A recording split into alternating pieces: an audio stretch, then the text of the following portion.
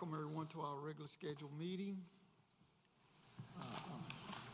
The mayor is under the weather tonight and won't be joining us, and we wish him well. I'm going to ask Commissioner Clark, lead us with the Pledge of Allegiance.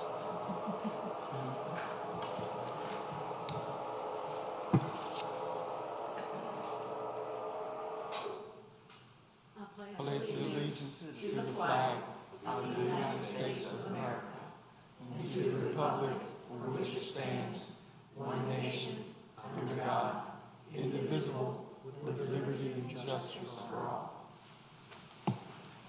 Thank you. Approval of the agenda.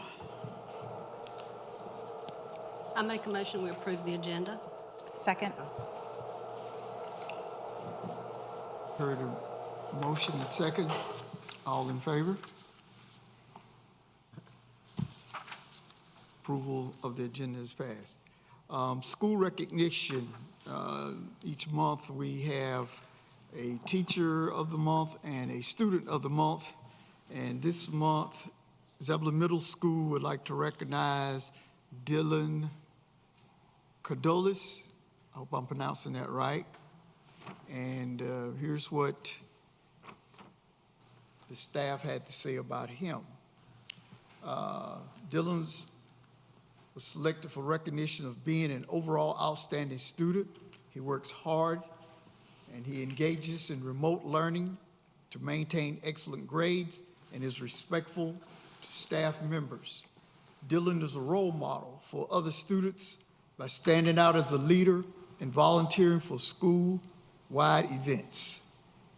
He has been a participant in the School Ambassadors Program, which provides school tours to prospective students and families. Dylan also participates in the Strings program.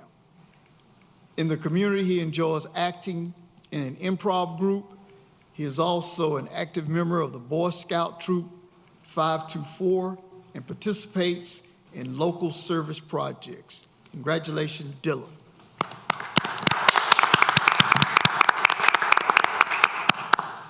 And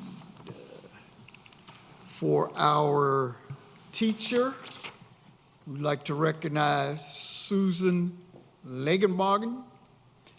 She has been teaching for 17 years, with her last 2 at Zebulon Middle School as an 8th grade English language arts teacher. In these past 2 years, Mrs. Lagenberger has made tremendous impact on both the staff and students at Zebulon Middle School. Her roles as a member of the Curriculum and Instructional Alignment Committee of the School Improvement Team and the English Language Arts Department chairperson demonstrates her leadership abilities and her willingness to do whatever is asked of her. Mrs. Lagenberger is a hard worker, a great colleague, and a great teacher. However, it is not just what Mrs. Lagenberger does that sets her apart, it's how she does it.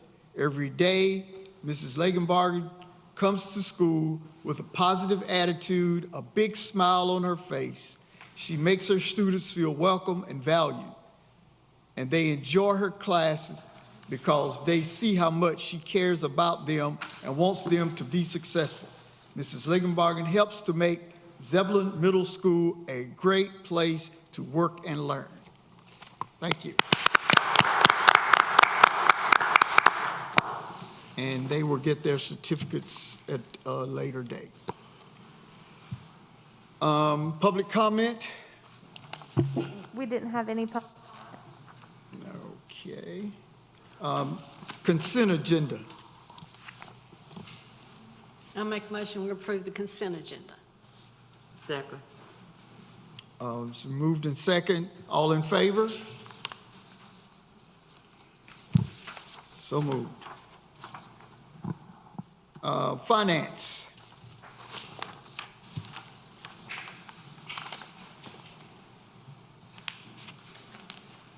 All right. Thank you.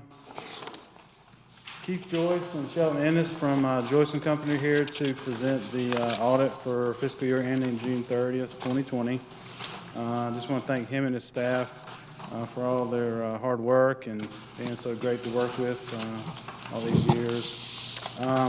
Y'all should have gotten a CAFR here in the last few days.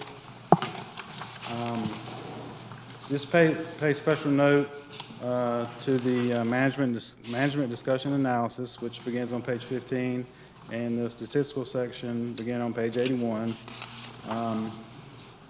Some key highlights that Shelton might not mention, I don't think he's going to mention. Unrestricted fund balance is up about 15.6% or 1.3 million.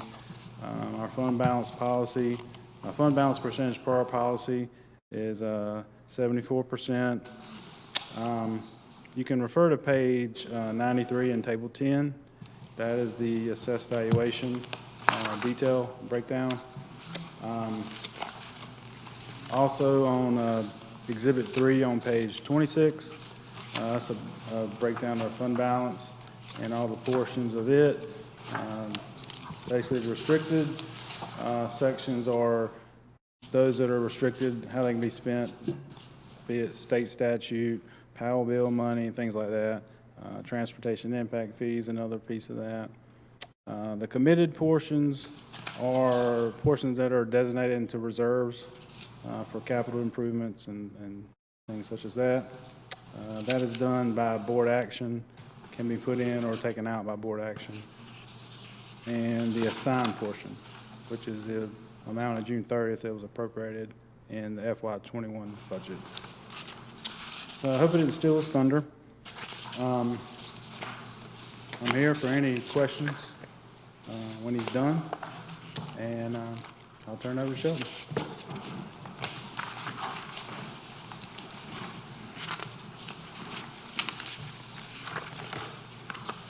Thank you, Bobby. It's good to be with you. Good evening, Mayor Pro Tem York and Commissioners. As Bobby mentioned, Keith Joyce, our managing partner, is here this evening with me. If you have any questions as I'm going through some of the audit highlights, I believe you have the CAFR, which is the 112-page comprehensive annual financial report. And I'll go over some of the numbers as well as some of the other items that are in the financial statements, as well as findings that are in the management letter. As of June 30th, 2020, the town received a clean, what we call an unmodified opinion on its financial statements. That they present fairly in all material respects, the financial position and results of operations of the town through June 30th, 2020. The town has received a certificate of excellence in financial reporting from the Government Finance Officers Association for the past 26 years. It was awarded again for the fiscal year ending June 30th, 2019. And will be submitted for application for certificate for this fiscal year that we audited. I believe Bobby's submitting that in the next few days. That's a prestigious award, and it's not something that's given out lightly by the GFOA. As far as year end, I'll go over some of the balances and as well as cash balance and fund balances and assets. The cash balances at year end totaled $13,527,000. This was up about $1.7 million from the prior fiscal year end, due primarily from operations, revenues over expenditures. The fixed assets of the town, which are equipment, roads, streets, sidewalks that the town owns, increased from about $30,400,000 to $32,800,000 $800,000, about a $2.4 million increase over the prior year, due in large part to developer contributions related to sidewalks, streets, and as new neighborhoods and subdivisions are being built. The general fund is the town's main fund that houses the financial activity of the town and the various departments, public safety, general government, as well as streets maintenance and sanitation. The total fund balance for the general fund ended the year at about $12 million. That was up about $1.8 million from the prior year, due in part to higher collections of property taxes, which is the main source of revenue for the town, as well as higher permit fees due to the growth, the residential construction growth, and also lower capital outlay in fiscal year 2020 compared to 2019. The unassigned fund balance is the fund balance that's not reserved for any specific purpose, as Bobby mentioned, that's either restricted or committed or assigned. That increased about $490,000 over the prior year to end at $7,279,000. And again, the increase in general fund balance was about $1.8 million over the prior year. The water and sewer fund was closed in fiscal year 19. As a result of the final water sewer loan being repaid in fiscal year 18, there was just a transfer made to close out the fund in fiscal year 19. No activity since the fund was closed in fiscal year 20. The main source of revenue for the town, ad valorem taxes, property taxes. The tax collections increased over the prior year by about $543,000. This was about an 8.3% increase, due in large part to residential growth. The valuation subject to tax, from which the collections are based upon, also increased by about $58 million. That's about 5.2%. The overall collection percentage of the property taxes that were assessed was 99.5% for fiscal year 20. That compares to 99.6%, so a very slight reduction from the prior year. That compares to an average of 99.16% statewide for towns similar in size to Zebulon.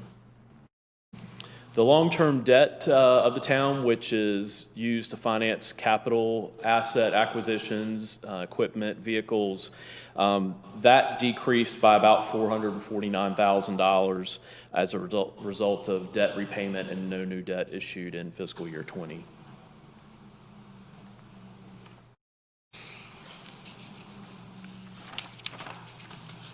I'll go through a couple of the letters that are required communications to those charged with governance to the board whenever there's an audit under governmental auditing standards.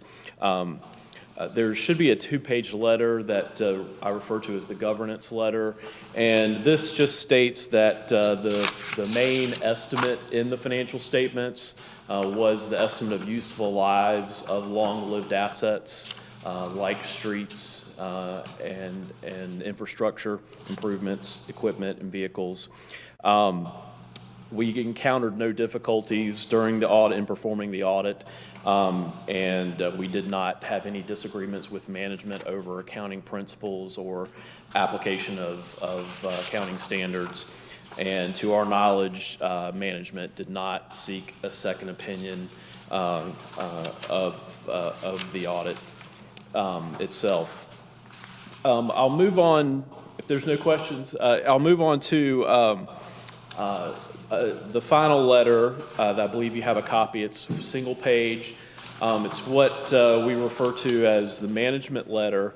During the course of the audit, we accumulate findings that potentially are issues with internal controls or areas that we see that may need improvement. These potential issues that we determine at the end of the audit whether or not they are significant, whether or not they should be reported in the financial statements in the compliance section as a material weakness or a significant deficiency. There were none that we identified that rose to those levels, which are higher levels. This is a suggestion that is not as severe as those.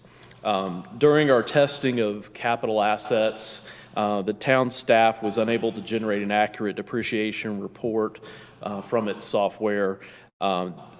Delays in attempting to resolve the issue with the software vendor resulted in town staff manually correcting the data that was exported from the software.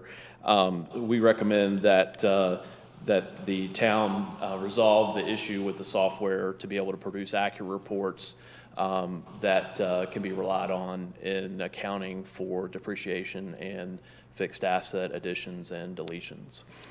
So again, that's the only item here that we have as far as our findings this year. I'd like to thank Bobby and his staff for their responsiveness and cooperation during the audit, and I'd be glad to answer any questions you may have. Questions? One quick question. How often do you encounter software issues with accounting departments? I would say it's more frequent than not because software is so prevalent, technology is so prevalent now in financial reporting. And this particular issue is one that seems to be a true software issue that maybe some programming will allow for, or reprogramming would allow for the reporting to be accurate. So it's not uncommon.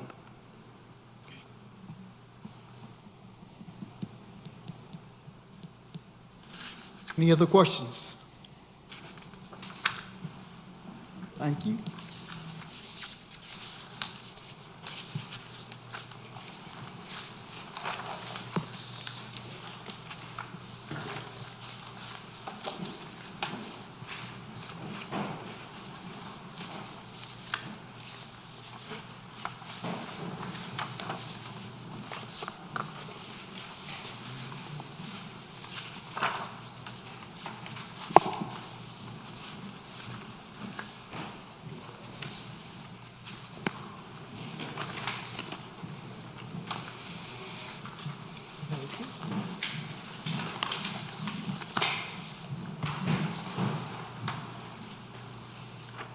Good evening, Mr. Mayor Pro Tem, members of the board. Tonight is the first of the first fiscal quarter reports from our efforts with the Chamber of Commerce in response to the Business Retention and Expansion Program.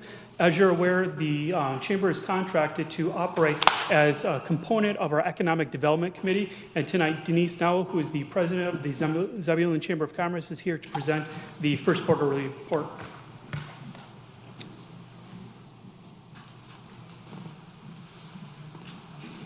Thank you, Michael.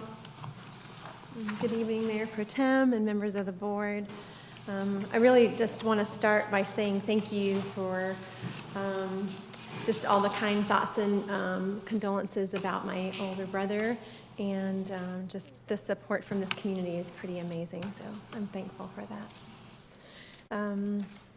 One of the things that we work really hard to do at the Chamber of Commerce as the liaison for economic development is to build relationships that drive commerce. So we're reporting out tonight on the retention efforts for the months of July, August, and September. All these numbers are moderate estimates. Some of the data is actually raw data. While it's hard to quantify results that are directly linked to every conversation that we have, we can guarantee that much of what's accomplished for the good of this community wouldn't be happening if we weren't having these conversations. So reflecting this year's contract based on our conversations earlier in the year, the Chamber's efforts for this year are divided into 4 categories: business visits, serving the business community, supporting economic development, and hosting our biannual Zebulon Next Economic Development Growth Conference. So we'll start with business visits. This past quarter, there were 29 engagements with formerly unaffiliated businesses in Zebulon. I'm wording this a little bit differently because visits is modified because of COVID, obviously. So we've done a lot of Zoom calls. We've done a lot of social distancing visits as we're able to. And so engagements with formerly unaffiliated businesses in Zebulon means how our businesses doing that have reached out to us because either they have questions, it's not always necessarily related to joining the chamber, sometimes it is, but it may be related to how do I get permits, how do I get started, I'm started but I don't know what to do next. So those are some conversations that were had this past quarter. Business openings, a lot of you were able to attend the Zebulon Pottery opening, and then 24/7 Fitness. They have opened under COVID restrictions and are doing a great job. They've just decided to hold off on doing their official ribbon cutting for a little while, and we understand that. 2 businesses have decided to pivot because of COVID. Land and Air and Tar River Teas. So just so you know a little bit about that, Land and Air owns a large building behind Design Dimensions. They're on, I believe that's Church and Horton? Church and Horton. Thank you. And at this time, they are actually able to work from another location, and they've decided that for them, it makes sense to lease out the building and be able to just reserve some of their finances instead of working out of that facility. So they're still around. The business is in good shape. They've actually done really well during COVID, but they've just felt like this was a good reason for them to make a change. Tar River Teas, he had just gotten started in February when COVID happened. He's done a good job of making sure that he's supplying as many of our businesses as possible with t-shirts, and then did some of the graduation signs and stuff for businesses that were recognizing high school and college students. He did feel, though, that that sales were not high enough yet to support the overhead that he was incurring in that facility. So he's able to work out of a remote location. I believe he's working in his father or father-in-law's garage. And so hopefully he got all the proper permits for that, right? But he's able to at least stay in business, and we're thankful for that because he may not have the volume yet that he wants, but by staying in business and keeping his Facebook page up and things like that, it at least keeps him on the radar. We were able to have one brainstorming consultation.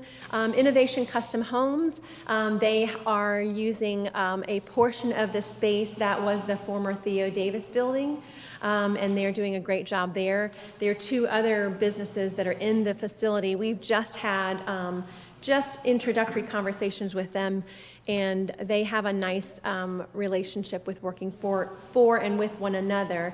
But Innovation Custom Homes has been looking at doing some things that they definitely needed some permitting for, and they just definitely needed to have some conversations around how do we do this and do it well without getting ourselves into too much trouble.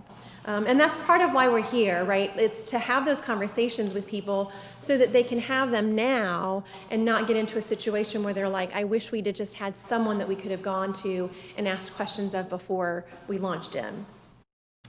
So a couple of things that I think are noteworthy about this is the business climate. What I have found in either these conversations or these visits is that the business community is cautiously optimistic.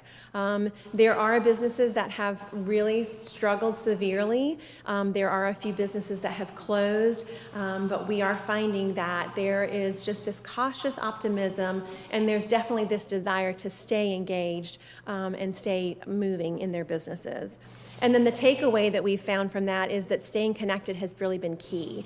Not that we're the answer to everybody's business problem, but definitely having someone at the chamber to answer questions and be available when these businesses are going, how do we do this?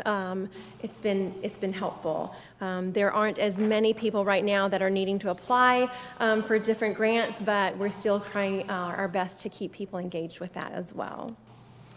And then next, serving the business community through our roundtable programs. In this past quarter, we kicked off our multicultural business roundtable.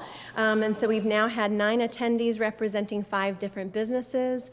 2 of those businesses have actually started working with one another, and then a 3rd business has come in and said, I can help you with some of your social media and other things. So it's great. We love seeing those relationships built. 4 new business leaders have been added to our Emerging Business Roundtable, which brings us to a number of 16 members who are representing 10 different businesses. Planning meetings for our Succession Planning Roundtable. We have seen a need for some of our heritage businesses to have a plan for what do you do next, rather than just close the doors. Some of these businesses have children who are going to take over the businesses, some of them don't. So how are we able to come into that space and help them have conversations that are meaningful and give them the tools for taking the next steps? We're actually partnering with a bank and a consulting resource firm to help offset any expenses that it would be to businesses so that we can continue doing these roundtables and make it available to our businesses without extra cost to them.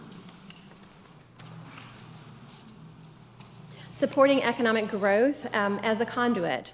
Tourism U, we invited you as commissioners and the business community to participate in a 30-minute presentation by the GRCVB that explains in basic 101 terms what tourism means to community. So this is just one piece of the puzzle, and it offers a way to help our businesses understand the impact of bringing people here from outside of Zebulon. That presentation included qualitative and quantitative data, and it also shared that the average Wake County resident saved $727 in taxes last year because visitors pay some of these items that residents are not required to pay. So this next slide is a little small, so you actually have a handout that's a little bit bigger. As a result of our invitation, one of our civic organizations, the Rotary Club, has participated. And then last week at our Wake County Economic Development Partners meeting, they reshared the GRCVB's, one of their other programs called Wish You Were Here campaign. And our planning director, Michael Clark, and one of our Zebulon Chamber Advisory Board members, Albert Alwang, were there to represent Zebulon. So what I feel like is noteworthy here is that the Greater Raleigh Convention and Visitors Bureau, they're actually going to be sending videographers to film all of our communities in Wake County, or municipalities in Wake County, for some promotional material. So as we seek to become more of a destination community, this will help tell the story that we're unified and working together for the good of Zebulon and all of Wake County. And then a little note that this happened just this last week. Visit Raleigh does a weekly update that they send out through an electronic newsletter, and they're including featured photos for all of our municipalities, and Zebulon was included in one of the collages that they put together. So you can find that by going to www.visitraleigh.com, or if you want the link, I can send that to you. And then another takeaway I feel like is important here is that Raleigh, it's important that we stay engaged with them because they're actually the ones that are able to help drive tourism. And as they're driving tourism, then a spillover or overflow of that is tourism comes to Zebulon. So we don't have to be the drivers for all of that, but we can definitely stay engaged with them so that we benefit from that. And then I think I just skipped a piece of what I wanted to share with you about this cycle of tourism with the GRCVB. And you know what? I think it's later here. So that's why I didn't share it earlier. There we are.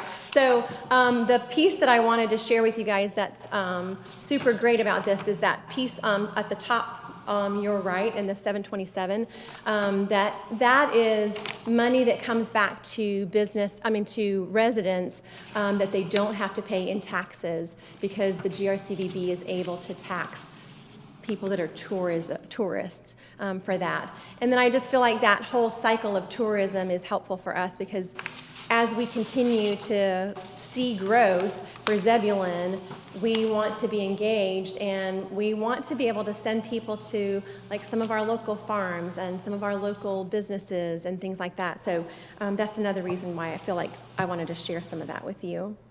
And then another piece of the puzzle for where money is generated for helping us is the sales and use tax that's collected by the state.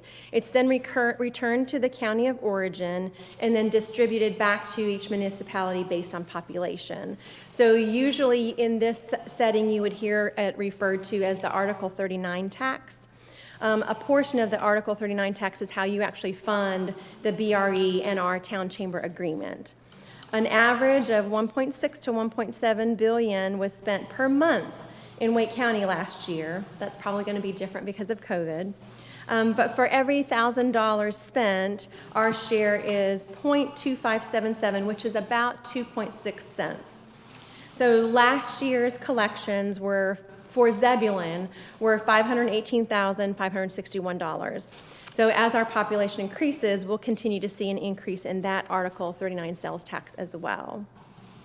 So the takeaway from that is spend your money in Wake County whenever possible, and note that our partners in Wake County are working really hard to help grow tourism and tax dollars for the county. We also had 10 Wake County project inquiries. These came because of our partnership with the Wake County Economic Development Group. So when a project comes, so for example, a company says, we want to locate to America. Then they decide we want to be in North Carolina. And then they decide we like these 3 or 4 counties. And then they reach out to those specific counties. And so they'll reach out to our partners who are Wake County Economic Development. And from there, Wake County Economic Development will say, hey, we've got a project. This is what they're looking for. These are the parameters. And can you help us? So 10 of those came across our desk in this past quarter. And just because I think it's good to know like what's out there and what's being looked at. These are just some examples of those 10 projects that could have come to Zebulon. One industry was a major building and construction materials manufacturer that would have been bringing 400 to 550 jobs. Another one was a biologics company, and they were looking to bring about 250 jobs. Another one was an integrated pharmaceutical company, and they were looking at bringing 60 jobs. An indoor aquaculture operation, which means indoor raising fish for consumption, and they were looking at bringing about 85 jobs. An R&D manufacturing company, they were looking at bringing 26 jobs. And then there was also a PPE manufacturing facility, and they were looking at bringing in 200 to 400 jobs. So the net on those jobs that came across our desk this past quarter would have been 2,600 jobs from very diverse industries. And if we combined all of the capital investment that those projects would have brought, it was somewhere in the neighborhood of $344 million in capital investment. We wouldn't have qualified for all of them. No one municipality would qualify for all of them. But I just want you guys to know that those are the things that are out there. There are big projects out there, and the more we continue to grow our ability to respond to those, then the more opportunities that we have. So what are some of the things that they're looking for? Some of them are looking for land because they want to build. Some of them are looking for existing buildings, and they want to be able to move in quickly. Some of them are looking for a company that they can partner with, where they can be in part of the building and another person can be in another part of the building. I just think it's helpful for us to just talk through a little bit of what that looks like. And then there were 4 independent projects that came to us personally So that didn't come through Wake County Economic Development or the Economic Development Partnership for EDPNC. I can't share the details of all of them, but one that I can share was Trago Partners. They wanted to be near others that were doing similar or complementary things. They found that Zebulon had one ideal location, and then there was another community that they were looking at. While the location here in Zebulon checked all the boxes for them, the quality and the price of the space in the other community, in their words, was too good to pass up. So they chose another community. This Trago Partners was an example of clustering.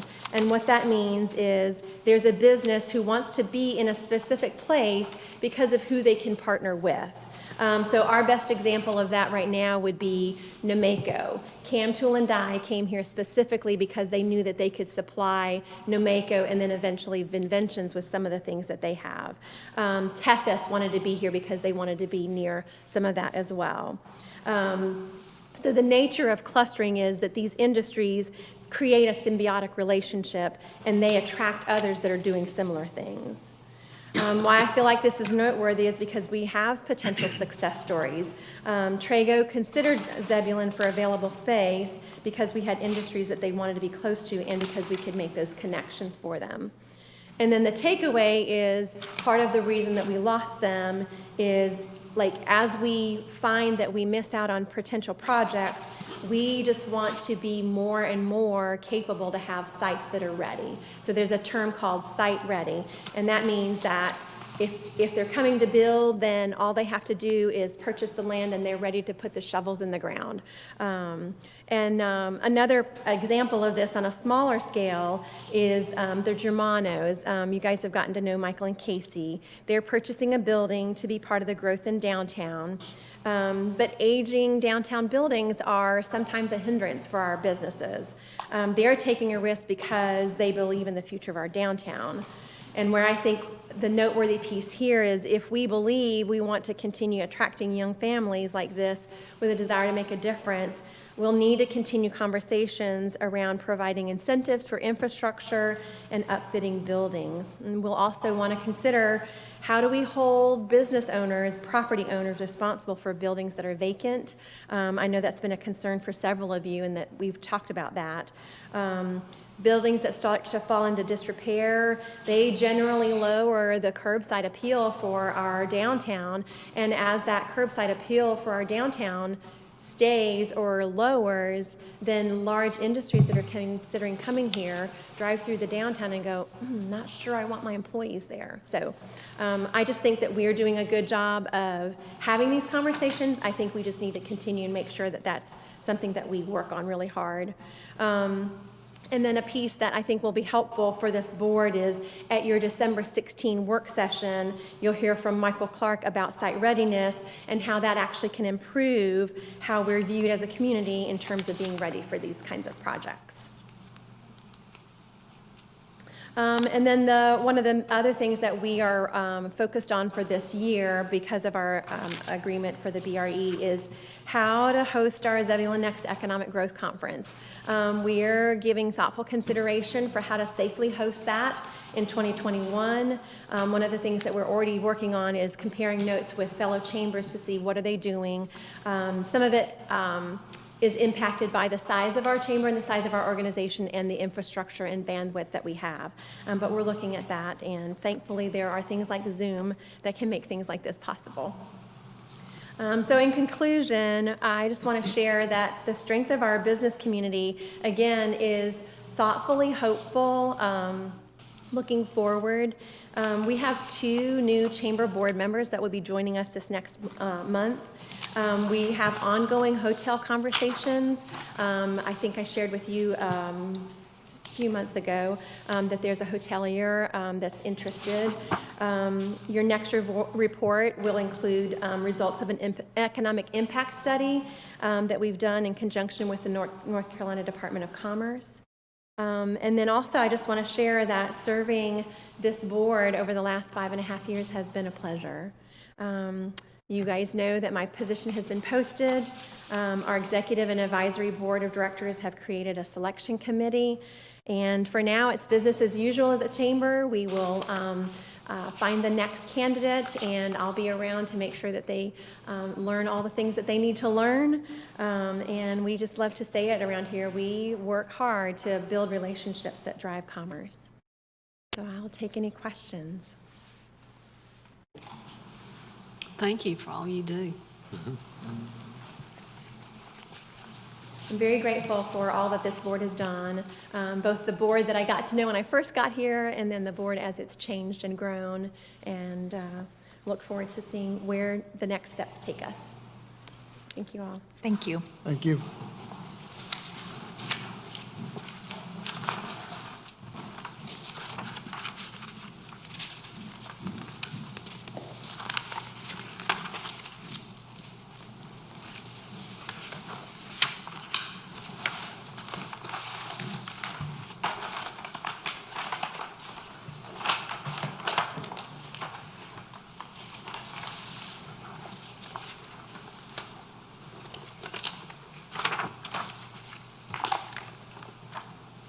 Good evening, Mayor Pro Tem and other members of the board. The mayor has shared with me there's some interest in the board revisiting the charter amendment from 2018. And so I thought it would be helpful to provide some information about the charter, what it means for municipalities, the charter amendment process in general, as well as the charter amendment process that's gone on with Zebulon since the modernization of the charter back in 1973. As well as provide some background from the 2018 charter amendment. And again, this is just information for you all to take under advisement as you consider what your next options are. So the first thing, let me explain a little bit about how the state of North Carolina oversees their local governments. They follow what's called the Dillon Rule. And there's two models to follow across the country. There's the Dillon Rule model, and then there's the Home Rule model. States that follow the Home Rule model, municipalities in those states, they can adopt any rule that they want to as long as it's not against the law. In a Dillon Rule state, which is what North Carolina is, they can only do what the state of North Carolina expressly tells them they can. So that is the reason for the charter. A charter is what creates a town. A charter gives the town, its powers, lays out its boundaries, its ability to expand those boundaries, defines the governing board composition and the election procedure, as well as the administrative organization of the town. So that's the purpose of the charter. Towns exist because the General Assembly creates them, and they create them through their charter. When towns want to amend their charter, they have to go before their local delegations. The local delegation is their local representatives of the North Carolina House of Representatives, as well as the North Carolina Senate. So whenever they wish to amend their charter, they approach that local delegation, ask them to place a charter amendment on the floor of the General Assembly so the whole General Assembly can vote on it. And Zebulon has done this. Going back to 1973, that's probably the best jumping off point. I'm sure there was charter amendments before here, but in my research, 1973 was probably the most significant point to start because it represented a modernization of the original charter that was put in place, would have been put in place in 1907. And the subsequent charter amendments really do reflect a modernization of what Zebulon and towns in general have to go through. So going back to the 80s, as I knew this would happen, going back to 1989, sections were added to the charter as the town was growing to put in specifications about overseeing site plan approvals. In 2004, they came across some situations where there was vacancy on the Board of Commissioners, and so much like charters do as far as assigning powers to the governing board and the composition and the election procedure, that charter needed to be revisited to address a new concern or a new issue that had emerged. 2015, was creating of the capital reserve fund. So as an example, you have a transportation impact fee that you charge to developments. That's something that you can only charge per the General Assembly. So the town of Zebulon went before the General Assembly and got authority to do that. And I'm glad to say that to report, as your auditors reported, that that fund is looking healthier and healthier as you take on more transportation projects. The charter amendment in 2018, that had to do with changing how the town clerk was appointed and evaluated. And where that came from was it was a result of an initiative to address what had historically been a fragmented administration of human resource support within the town. The human resource director / town clerk and the human resource analyst / deputy town clerk positions were created to dedicate more resources to human resource support. Given that the amount of oversight those positions would require of the town manager, the charter amendment modifying the appointment and the evaluation of the town clerk duties was brought before the town commissioners, and the town commissioners subsequently went before, actually they held a public hearing to get feedback on it, and then they subsequently went to their local delegation to have that charter amendment placed on the floor of the General Assembly, and the General Assembly then modified that charter amendment. Then and only then was those positions budgeted, and then subsequently after they were budgeted, they were filled. So this is an information staff report, so there is no staff recommendation. Also, there's no policy or fiscal analysis, but we stand ready to answer any questions that the board may have.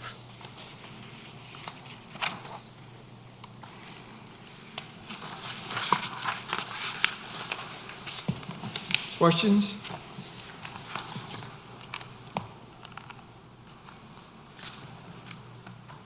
We have none. Okay, thank you.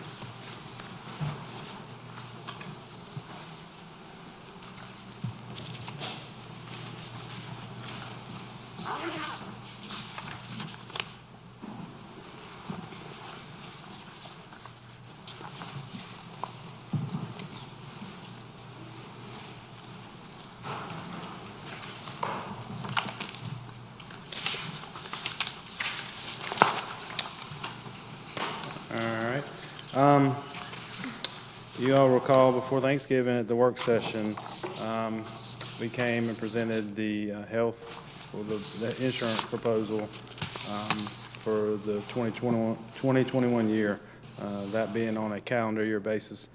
We have John and Paul from IBA, our new consultants, were here last month. John is here tonight. We just wanted to kind of follow up on the presentation from the work session with a little additional details and maybe some extra context that might help. As far as the process goes, just a review sort of, we talked about this at the work session. We sent out a request for proposal back in August. It was due back in September. After review of those by Lisa and I, we chose IBA. Kind of got the ball rolling with them in October, early October.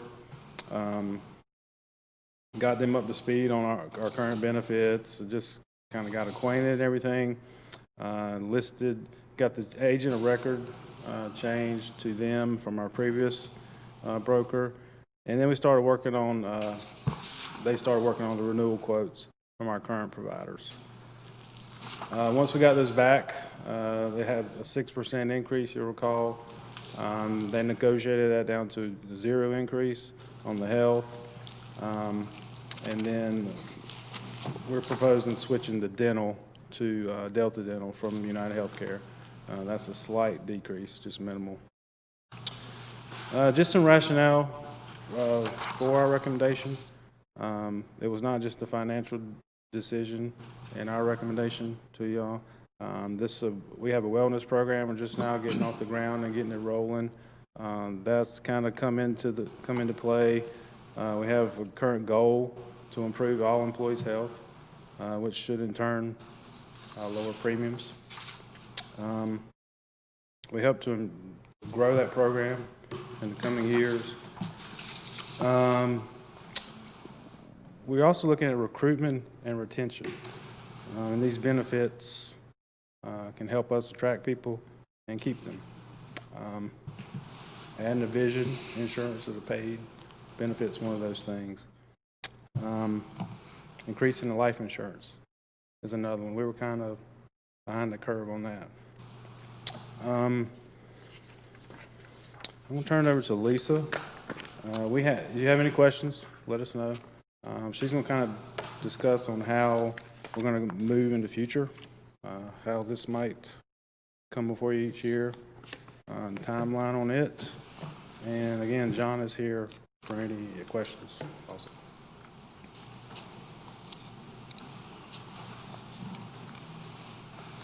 Good evening. The future, what we're going to look at is trying to make sure that we bring this to the board sooner so that the board has more time to review. The soonest we could possibly bring it would be November meeting, probably a work session, just because it takes time to get the information from the insurance companies and negotiating to keep our prices at, good rates, or if they are not good, then bidding them out again. So, but that is our goal for the future. Part of the process that we've done here that really isn't a future piece, but this whole process that we're doing feeds into our strategic plan of growing smart. So we're trying to make sure we use our funds well by having a consultant and a partner that will work on the town's behalf to get us better rates and to get us better benefits. And that's the whole goal of what we do.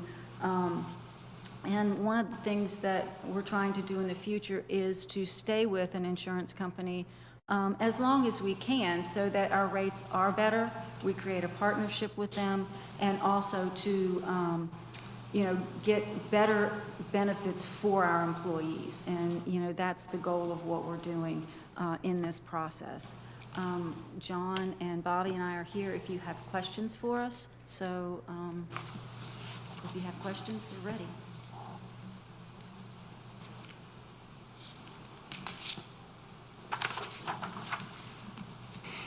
Questions?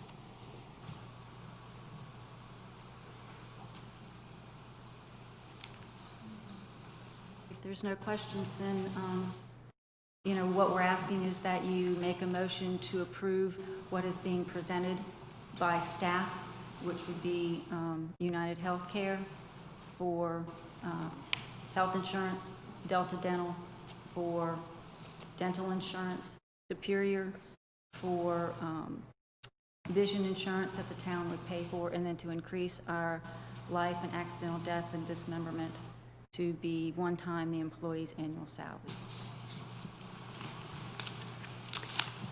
I make a motion to approve the staff's recommendation for insurance.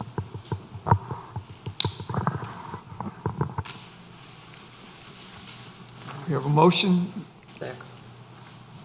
We have a second. Any discussion? So Superior Vision was the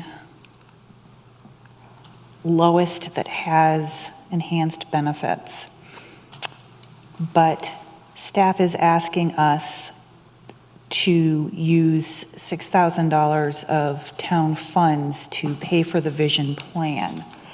I was not given any information, even though I asked for it, about how many people were currently using the vision plan, and I find this to be problematic for us to be voting to confirm a vision plan that may or may not be utilized by the members of our town, and staff and employees.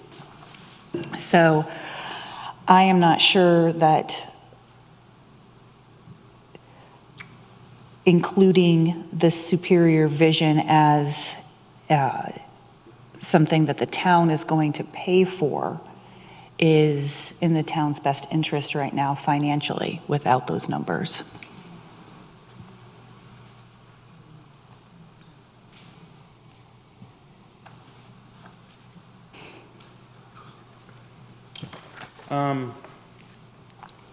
I would say about 60% of employees do the voluntary vision currently. One of the benefits that we, one of the pluses to that is we're going to promote, we have many employees driving town-owned vehicles. Being as, if we were to provide employer-paid vision, then definitely encourage them to get annual eye exams. If they're paying for their vision anyway, if 60% are paying for vision anyway, they would probably be getting those eye exams? Are you talking about the 40% that are not currently utilizing the vision plan? Yeah, 40% or not. Yeah.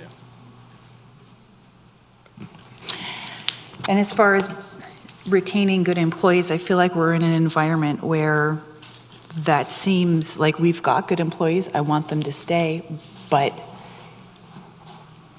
increasing what we have to pay out in life and accidental death and dismemberment insurance might not be what we need to do right now.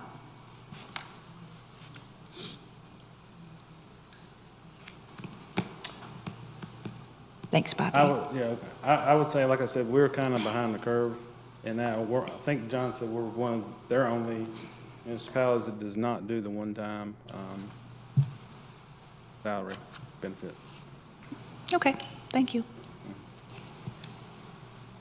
Yeah, a couple comments or thoughts, and this is kind of for the board. This is a really, really good plan, especially compared to state employees.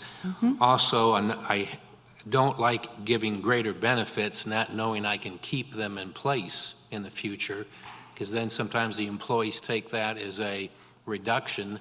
And one thing that's becoming very common in businesses is they're getting out of the insurance business and giving employees X number of dollars per year, and then it's really upon them to shop for a deal and, most importantly, stay healthy. Keep their body mass index down, et cetera, so they can get a good policy. So it's not that I don't want the employees to have this. It is a fantastic plan, but it does add, roughly $20,000 to the budget, even though we approved $22,000 in the current funding cycle? For vision, you mean? No, for the total package, because as I'm reading this correctly, the health stays the same. There was no increase whatsoever. Vision is a $6,000 increase to the town because we're taking on the burden rather than the employee. And then the life, accidental death, and dismemberment insurance, we're picking that up now for another $3,100 per year. So that's $9,000 increase out of the 22. Right, correct. Yeah, we And budgeted then- 22. Yeah. And then we are also paying the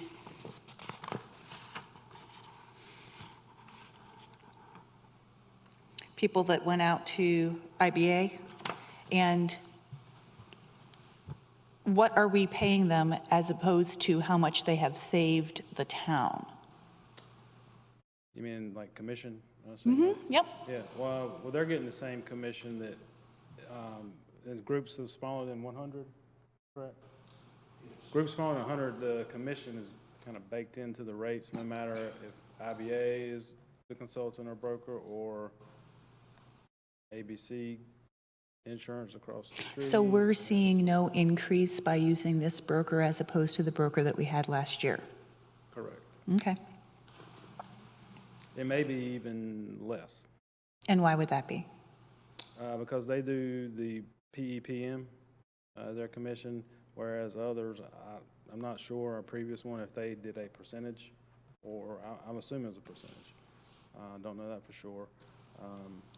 Whereas that could go up. If the premiums go up, their commission goes up, whereas with the PEPM, it does not go up. So am I to understand that the more insurance we purchase, the more commission they make? So it's in their, no, that's not true? So can I have an understanding of that? Yeah. Yes. Good evening. Previously, when your broker got a 5% commission on whatever the premium was. So if you got a 10% increase in the subsequent year, they would get a 10% increase on their 5%. Okay. When you do a per employee per month, the acronym was PEPM, You base it on the total employees you have in the plan. Okay. So if you have 70 people on the plan, you get a PEPM this year.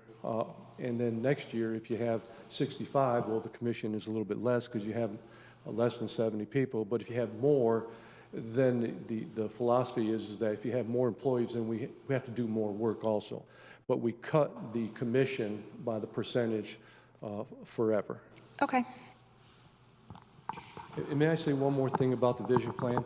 One thing with the health plan, there is no eye exams with your health plan. Unfortunately, health insurance carriers a while back deleted it from their health insurance. The vision plan offers an eye exam for everybody that's covered, and it's a benefit, I think, that especially if you're covering your children, it's a great benefit for dependents that probably really need to go and see their vision care provider to get their eye exam. And it's one of the first tests that you can have to try to look at and see if you have diagnosed for diabetes. Yeah, I have a question for the broker too. Are you seeing any movement in the insurance industry where I know they like to look at a year's experience and then look at what the medical expenses are to set rates? Is anybody doing anything with multi-year agreements?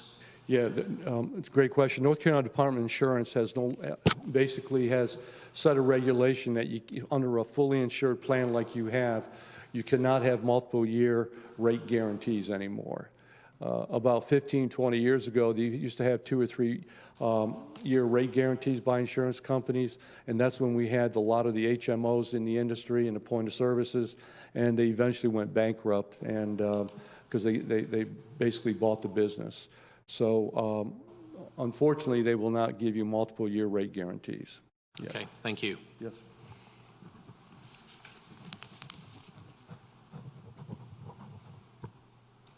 Any more questions? Okay, we have a motion and a second. Any more discussion?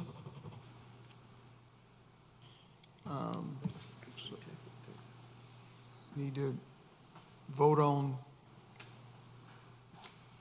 the motion? All in favor?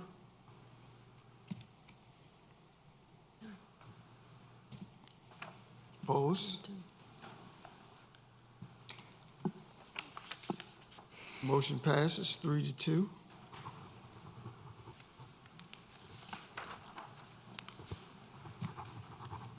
right, thank you.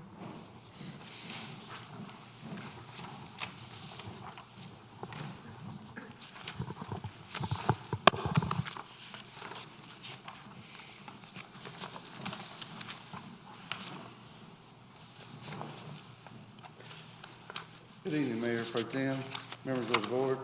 Unfortunately, tonight I come before you asking for some emergency repair funds.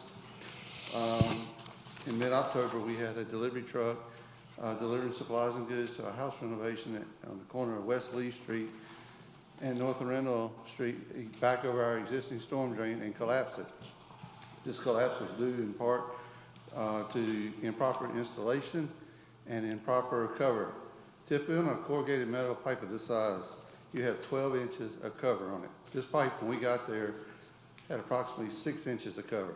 So the pipe was installed improperly and did not have proper support. Tonight, we have 2 options in front of you. The first option is to do what we're calling a stopgap measure.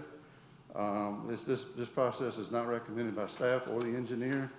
A couple of the cons on that: it does not handle hydraulically the work, the flow downstream. Overall, the infrastructure, it doesn't address the infrastructure in the area. It has poor condition, and the long-term cost of this project is higher. Both of these options we are presenting you tonight do include an overlay of that section that we had to leave out of our paving project. The second option we are prepared for you tonight is a permanent repair, which is recommended. We feel like the permanent repair handles the hydraulic model properly, so there will not be any backups. It addresses maintenance in the area, a nuisance area where we've had some flooding. We've also had some clogged storm drainage due to root intrusion, It standardizes the pipe size, and it long-term is less expensive. And then there's fewer projects that the staff to maintain with too. So, one good news I can share with you, our storm drainage project on West Vance Street is ahead of schedule, and we are projecting to bring that project in under $15,000. The cost for option number 1 is $95,000. The cost for option 2 is $150,000, and staff is recommending option 2, consistent with our engineer. So tonight we ask you to approve option number 2 and ordinance 2021-48B. If you have any questions, be glad to answer them.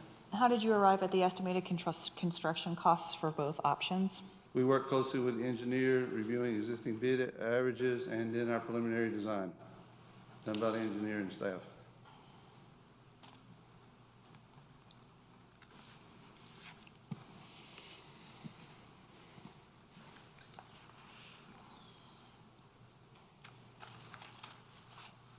Well, I would rather do this once and do it right than have to do it again. But I am going to recommend going with option 2 at $148,300 because I don't see any reason to, since it's not built in there, to include the extra $1,700 that the budget amount, the recommended budget amount is at. So I would like to make a motion to approve option 2 at $148,300. Second. Discussion?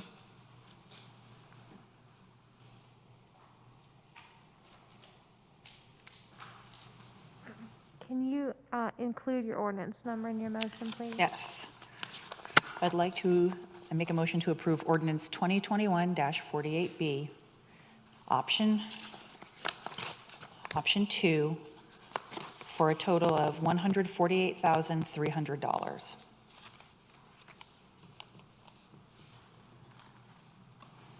Are you still second, Commissioner Laux?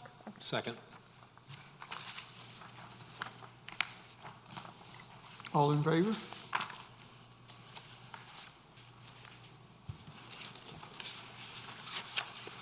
Motion passes. Thank you, guys.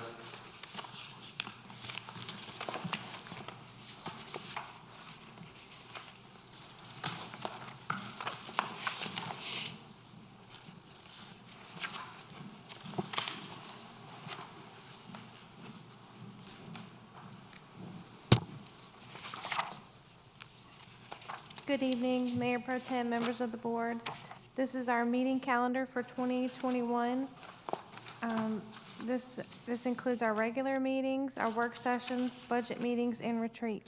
Regular meetings and work sessions are held at 7 p.m. unless otherwise stated, and staff is proposing that no work session be held in February due to the 2-day retreat, and that there will be no meetings in the month of July unless necessary due to a joint public hearing in June.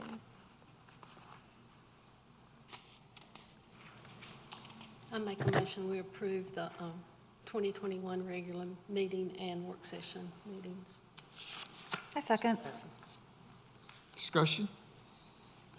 I'd like to entertain the idea that the work sessions be scheduled at 6 p.m. so we can get out of here a little bit earlier rather than 7. And then also entertain the thought or idea that we schedule a July meeting so it's on the calendar, but not the first Monday. I'm thinking the second Monday, which will be July 12th, with the understanding it could be canceled if we don't have any work. I don't agree with you on the July meeting. I think the staff needs that month. They need to be able to schedule what they want to do because they have worked so hard on the budget. So I don't agree with them. Yeah, I think our work continues every month of the year. I understand it does, but I think we take care of it. Yeah, and it could, like I said, it's scheduled, it can be canceled if there is no work. Because once again, we're going into kind of another uncharted year, not knowing what's going to happen pandemic-wise, budget-wise, project-wise, et cetera. And I'm just saying, it would be nice if it were on the schedule, on the calendar. I feel like we could have used it this year for sure. But we could have used that July meeting. And I don't want it that first Monday because it's near July 4th. That's ridiculous. So Agreed. just a comment and consideration for the board. Well, I'm open to consider that, and I don't mind doing the work sessions at 6. Does anybody else have a problem with 6 PM for the work sessions? What day you said? For the work sessions? Work session. The Wednesdays instead of, How does that work for how does staff feel about 6 o'clock? How does that work for them? 6 o'clock would be Okay. better. I think that, Okay. yeah, probably be better than hanging around.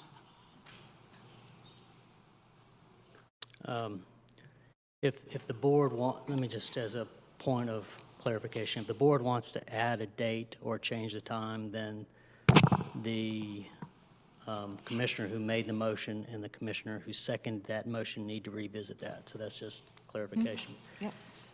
As far as 6 o'clock, I think we can adapt.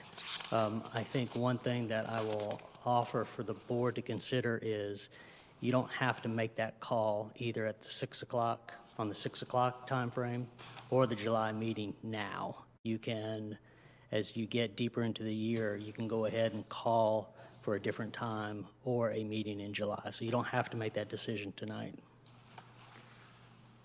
But we can adapt to answer the question.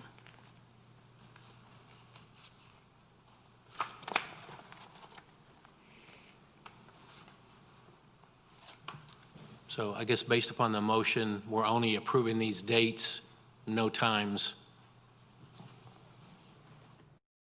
No times. Well, we can, yeah, if we can change it we can make, but, we can make our work session at 6 if that's, You are, it's under the assumption that you are adopting 7 o'clock. What I was saying is if you don't want to change the times now, you don't have to. You can do that. Like at your next regular meeting, you can say for the March meeting, the March work session, we want to do that one at 6. Or at that meeting, you can also say we want to add a July meeting. But the implication here is that for this schedule, the time is 7 o'clock because that's traditionally when you've had it. If you want to adopt a different time, you've got to explicitly state that. I can amend my motion to make work session at 6 o'clock. There needs to be, whoever made the second needs to second that if they agree. Second. Who made the second? Shannon, second. you made the second. Okay, second. Okay. With the 6 PM start time? With a 6 PM start time.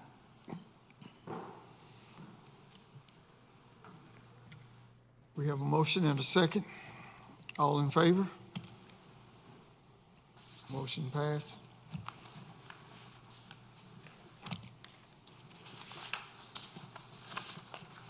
Okay. We currently have 1 vacancy on the Board of Adjustment. It's an alternate in-town vacancy with a 3-year term expiring on June 30th, 2023. We've received a application from Damon Danfee. If you remember, he came before you at the November meeting and expressed his interest in serving on the appointed board.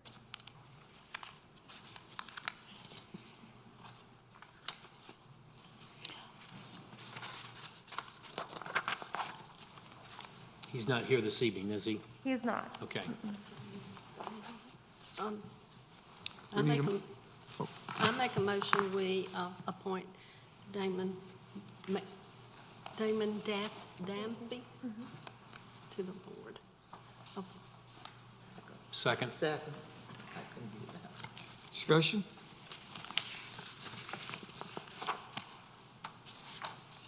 All in favor? Motion passes.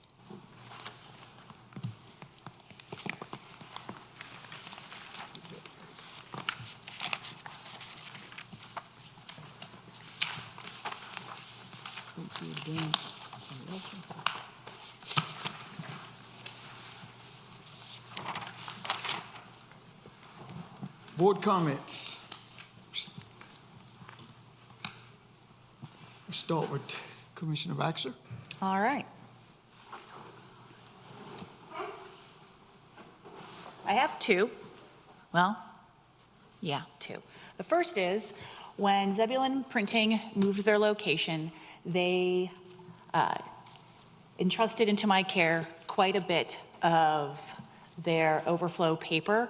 And if there are any teachers out there in Z-Town that would like to get their hands on some of this, I will be willing to pass this along. I have probably 20 reams, so if you want to reach out to me and let me know, I will be happy to share this to any art teachers or anyone really who is interested in that. In addition, we have the toy drop-off, and you can bring any unused, new, unwrapped toys to several different locations throughout Zebulon, the police station being one of them, and I believe Walmart is yet another.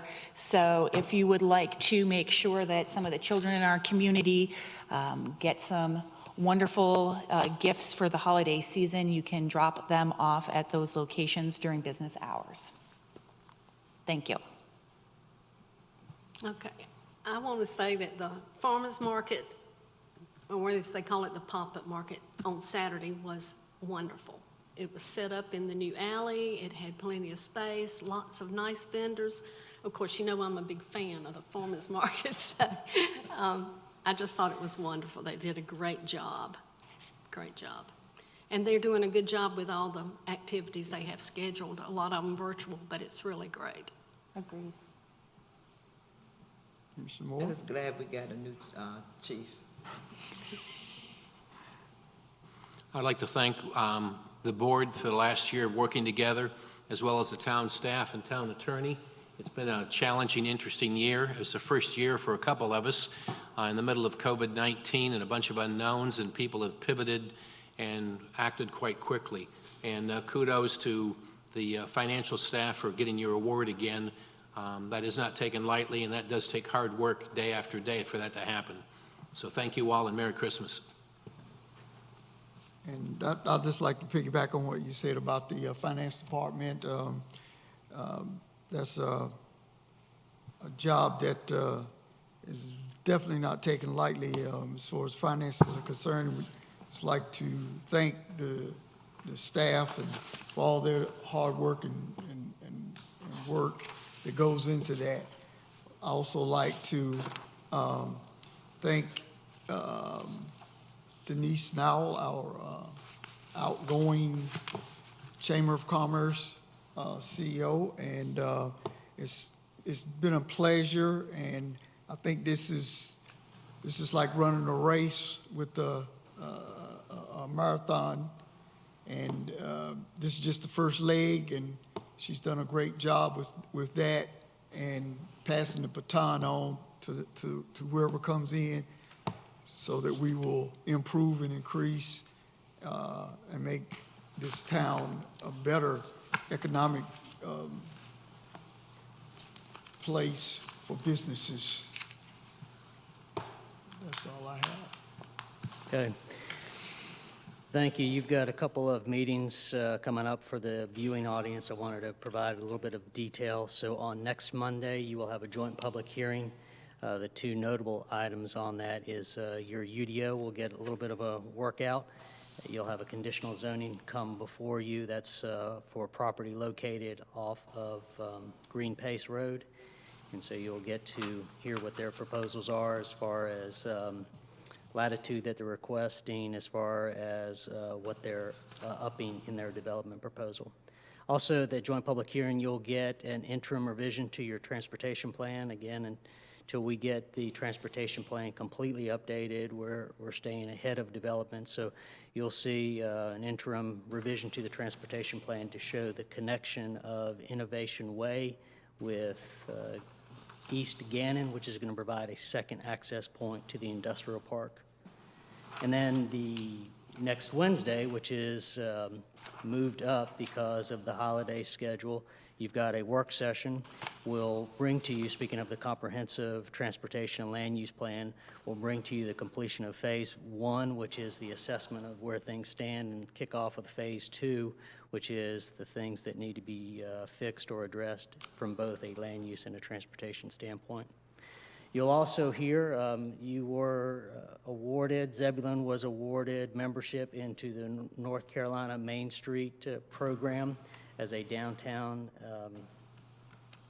associate community.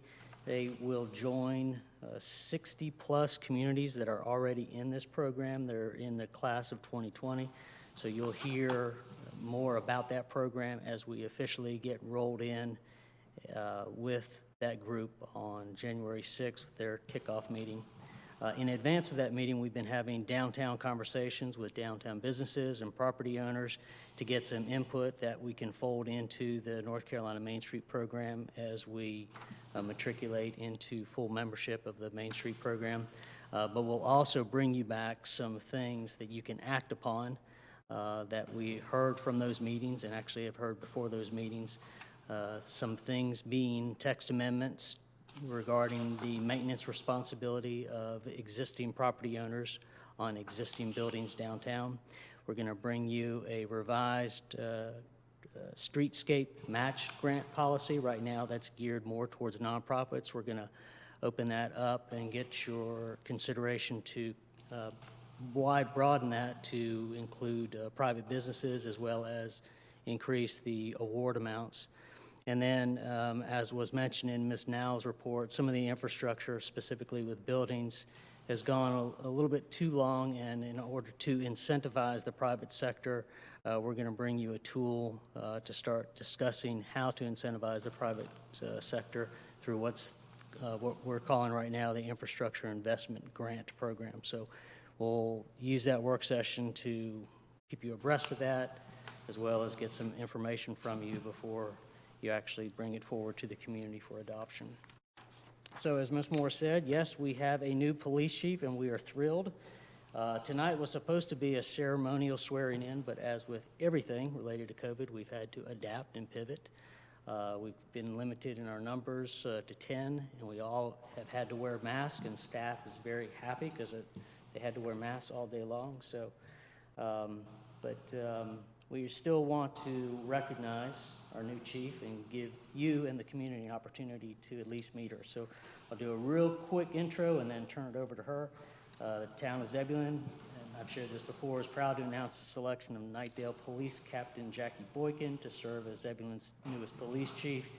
Chief Boykin served Knightdale Support Services Commander for the last 6 years. She previously served 18 years with the Wilson Police Department, where she held numerous titles and positions during her time.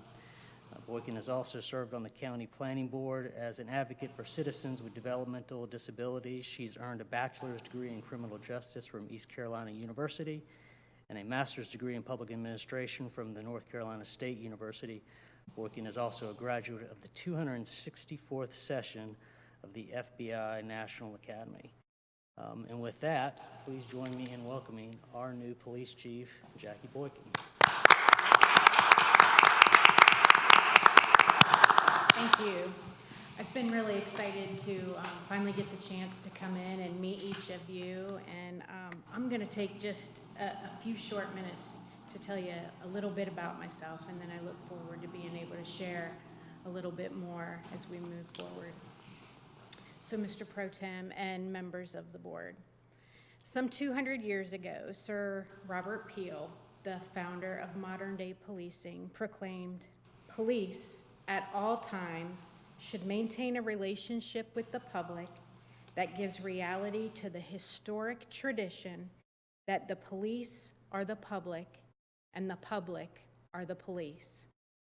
The police being only members of the public who are paid to give full-time attention to the duties which are incumbent upon every citizen in the interest of community welfare and existence." That statement embodies my pillar beliefs about the law enforcement profession. We're entrusted by our community members to represent them and carry out public safety. That means we must hold ourselves accountable to the people who live and work in Zebulon. The members of the Zebulon Police Department are committed to providing the highest level of police service. Members strive to improve the quality of life through building relationships that reduce crime, maintain order, and enhance police-citizen relationships. We do this by being responsible to our core values: integrity, honesty, service, and fairness. The town's mission and values mirror those of the police department. And though several of you have helped to build that framework, I hope you'll give me a second just to recite them. Zebulon is committed to enhancing the quality of life for our residents, delivering excellent, friendly services, and fostering collaboration within our city. The values that guide how we effectively serve the community are honesty and integrity, family, respect, dependability, and teamwork. Reflecting upon those missions and values, I'll share with you my 5 basic expectations for service. If, as an agency, we live by these 5 rules, we might not always get it right, but we can revel in a level of service that we provide to our fellow humans and the level of career satisfaction we can enjoy ourselves. Number 1, stay mission-minded. Our goal is to improve the quality of life through partnerships. 2, maintain an unwavering allegiance to our core values. 3, honor the law enforcement oath and everything it stands for. As a police officer, this is the most significant promise we will make in our lives. Tell the truth, 100% of the time, all the time, and give your very best effort every day. I will do that for the men and women of the Zebulon Police Department and for the members of our community, and I would expect the same of them. I'm really looking forward to developing relationships within the community. I'm looking forward to working with each of you and looking forward to getting to know more of the people who live in Zebulon. And I'm happy to entertain any questions. Thank you. Thank you. Thank you. Mayor Pro Tem, that concludes my report. Thank you.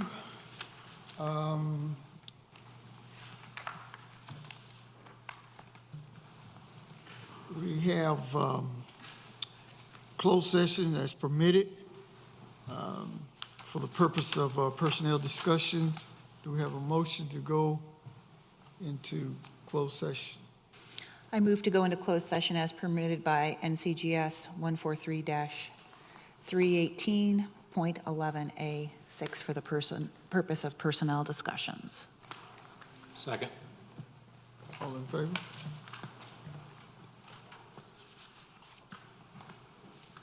Commissioner Moore?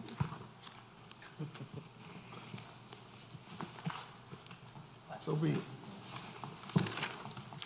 Just take about a 5-minute break, please. Okay.